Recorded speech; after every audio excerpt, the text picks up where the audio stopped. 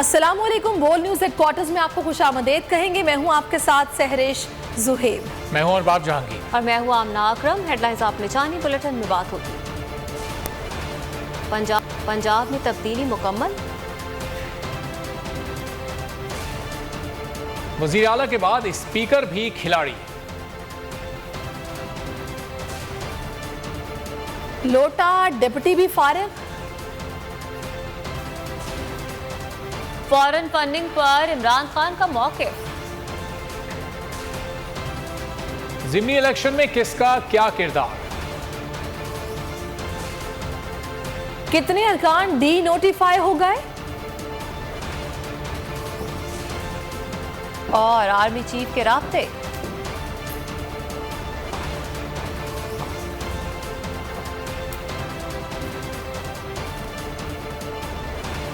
तहरीक इंसाफ की पंजाब असेंबली में एक और बड़ी फतह। पंजाब असेंबली में स्पीकर की कुर्सी भी तहरीक इंसाफ ले उड़ी। सिप्तैन खान 185 वोट लेकर स्पीकर मुंतखब। नून लीग के उम्मीदवार सैफुल मलूक खोखर 175 वोट ले सके। 4 वोट मुस्तरद हुए। सिप्तैन खान ने बतौर स्पीकर पंजाब असेंबली हलफ उठा लिया। कहा, ऐवान ने एतमाद का इजहार किया, सबको साथ लेकर चलूंगा। तहरीक इंसाफ के नाम सिप्तैन खान स्पीकर पंजाब असेंबली मुंतखब हो गए। सिप्तैन खान ने 185 वोट जबकि नून लीग के उम्मीदवार सैफुल मलूक खोकर ने 175 वोट लिए। 4 वोट मुस्तरद हुए।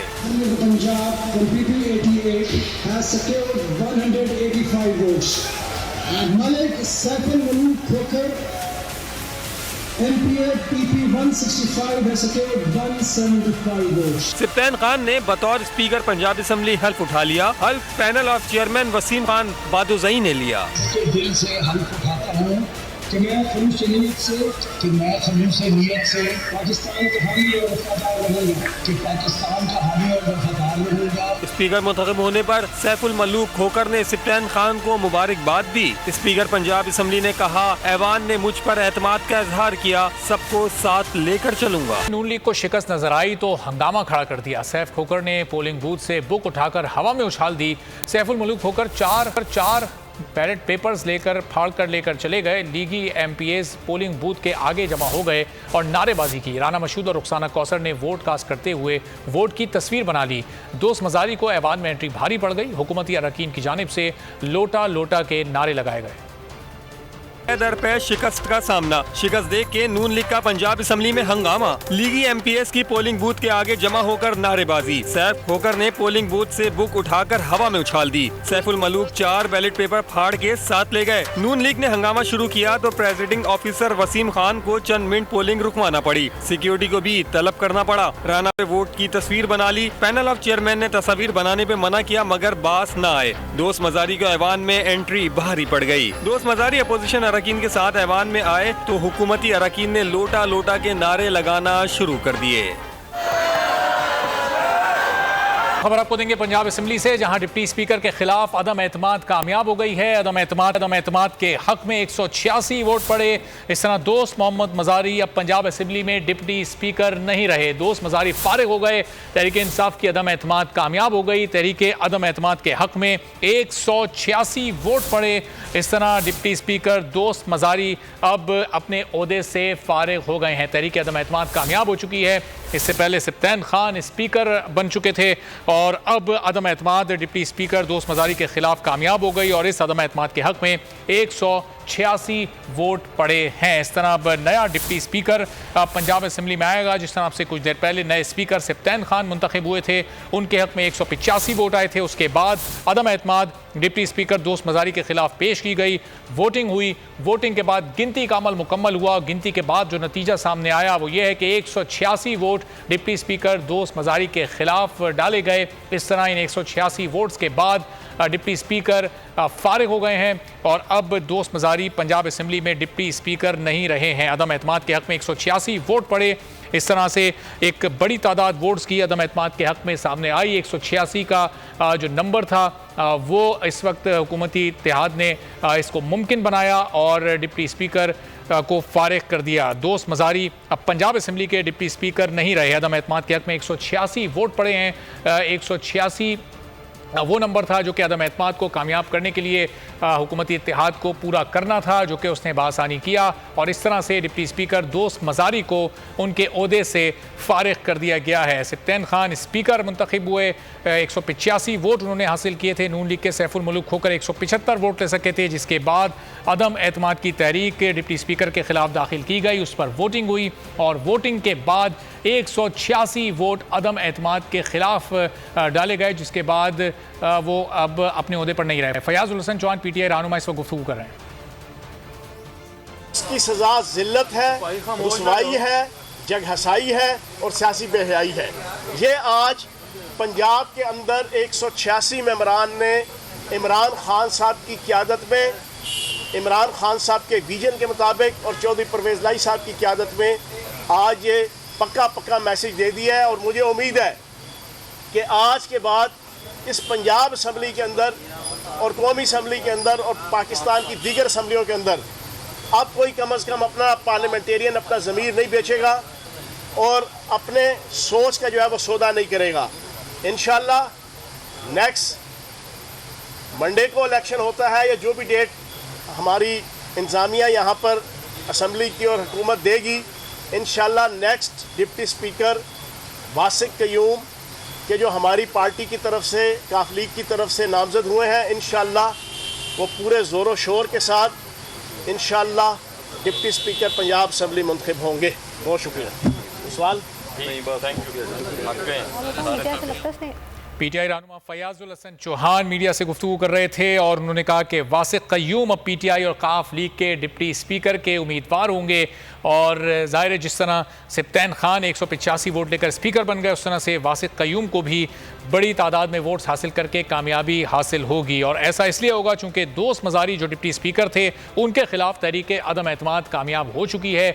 186 वोट्स के साथ हुकूमती इत्तेहाद ने डिप्टी स्पीकर को फारिग कर दिया और अब फयाजुल हसन चौहान के मुताबिक काफ लीग और पीटीआई के कैंडिडेट वासिक क़य्यूम होंगे, जो कि पाकिस्तान तहरीक इंसाफ और काफ लीग की जानिब से डिप्टी स्पीकर उनको नामज़द किया गया है।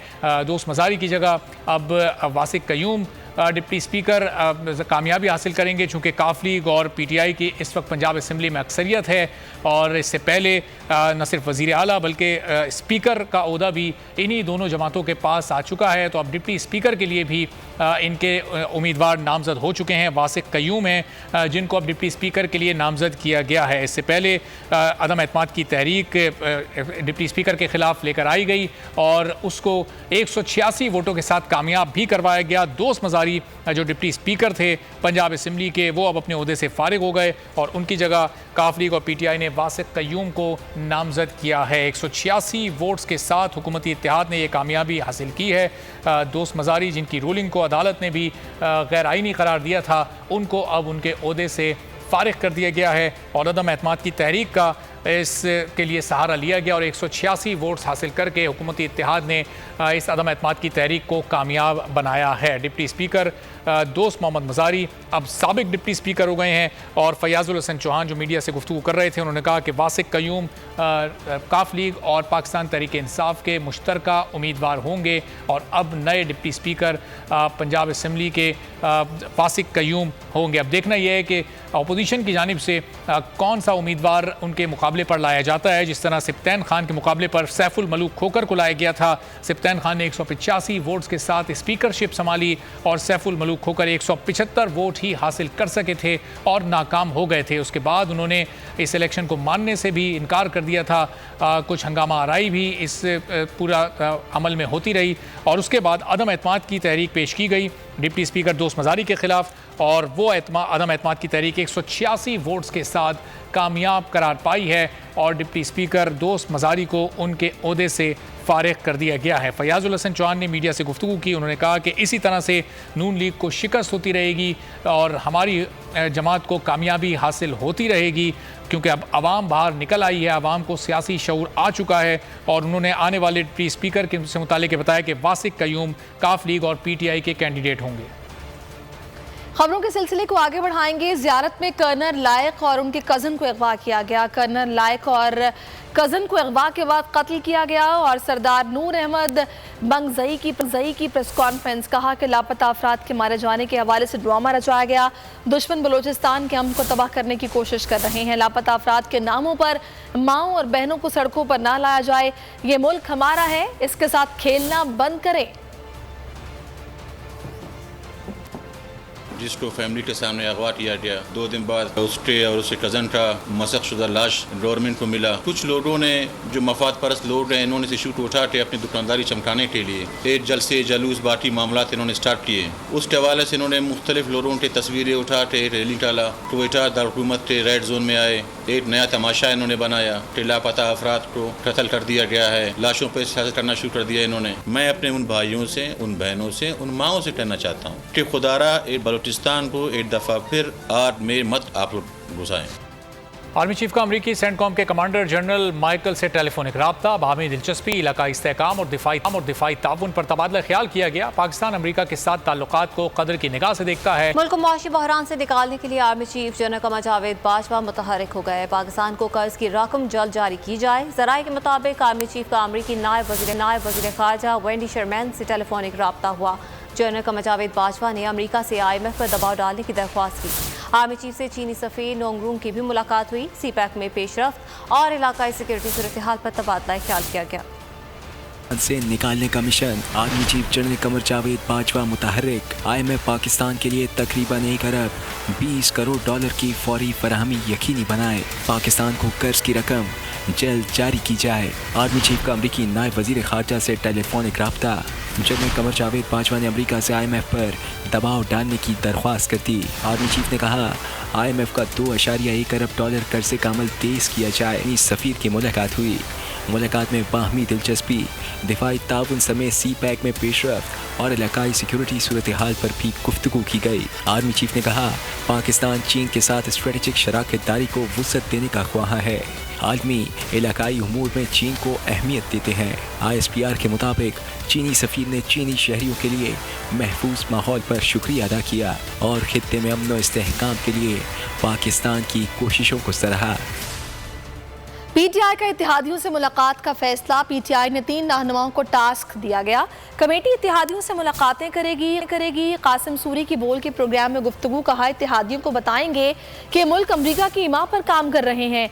इत्तेहादी समझ गए हैं कि 3.5 साल इमरान खान ने बजट दिया, जो कहा उस पर डटे रहे। ये तमाम चीज़ें जो इम्पोर्टेड हुकूमत ने छीन ली थी, वो हम इंशाअल्लाह अवाम को ज़रूर देंगे। खटक साहब हैं, असद उमर साहब हैं और हमारे जो एक्स स्पीकर कौमी असम्बली असद कैसर साहब, इनकी कमेटी बाकायदा तश्कील दी है जो इनके पास इत्तेहादियों के जा रहे हैं। इत्तेहादी समझ चुके हैं कि 3.5 साल इमरान खान ने बजट भी दिया, जो बात की उस पर खड़े भी रहे। वो तमाम चीज़ें जो इस इम्पोर्टेड सरकार ने अवाम से छीन ली थी, वो दोबारा इंशाल्लाह उसको देंगे। इत्तेहादियों के पास भी जाएंगे और उन्हें भी समझाने की और उन्हें बताने की कि ये अमेरिका के ईमा पे आने वाली रजीम ने जो नुकसान पहुंचाया पाकिस्तान को, पाकिस्तान की अवाम कभी भी इनको माफ़ नहीं करेगी। वज़ीर-ए-आज़म आज़ाद कश्मीर सरदार तनवीर इलियास का कहना है कि वज़ीर आला पंजाब के इलेक्शन केस में सुप्रीम कोर्ट ने तारीखी फैसला दिया, जिस पर पूरी कौम अदालत उज़्मा को खिराज तहसीन पेश करती है। सियासी खैर यकीनी को ख़त्म करने के लिए फौरी आम इंतखाबात नागुज़ीर हैं। सरदार तनवीर इलियास ने लंदन में सहाफ़ियों से गुफ्तगू करते हुए कहा फुल कोर्ट बनाना या ना बनाना चीफ जस्टिस पाकिस्तान का इख्तियार है। PDM वाले कौन होते हैं कि वो डिक्टेट करें। उन्होंने कहा कि हुक्मरानों को होश के नाखून लेने चाहिए। डॉलर कहाँ चला गया, पेट्रोल डीजल की कीमतें आम आदमी की पहुंच से बाहर हो गई हैं। और वहाँ पे क्या कहा कि जी फुल बेंच बनाए, क्यों बनाए भाई? उन्होंने उसको रिजेक्ट किया और ये सुप्रीम कोर्ट का इख्तियार था कि वो फुल बेंच बनाते हैं। आप बाहर से कोई डिक्टेट नहीं कर सकते ना। आप इस रीजन के अंदर हमारी करेंसी सबसे ज़्यादा कमज़ोर हो गई है। आप बांग्लादेश के साथ देखें, आप अफगानिस्तान के साथ देखें, नेपाल भूटान के साथ देखें, अफगानिस्तान के साथ देखें। अफगानिस्तान के पैसे ब्लू एरिया में बोरियों में कोई नहीं उठाता था। आज उनकी करेंसी अगर हमसे बेहतर है तो हमारे माशरदानों को ये सोचना चाहिए। और आज के दौर में मैं आपसे ये गुजारिश करूँ कि लोग मुल्क और हुकूमत की डेफिनेशन भूल चुके हैं। तो बात करता है कि जी रियासत को ये इख्तियार नहीं है। रियासत माँ होती है, रियासत को सारे इख्तियार है। पाकिस्तान हमारी माँ है। हुकूमत के साथ आप इख्तलाफ करें, बिल्कुल करें, हमारे साथ इख्तलाफ हुकूमत के साथ आप कर सकते हैं। Full News Headquarters। सब्सक्राइब करें और बेल दबाएं ताकि कोई खबर रह न जाए।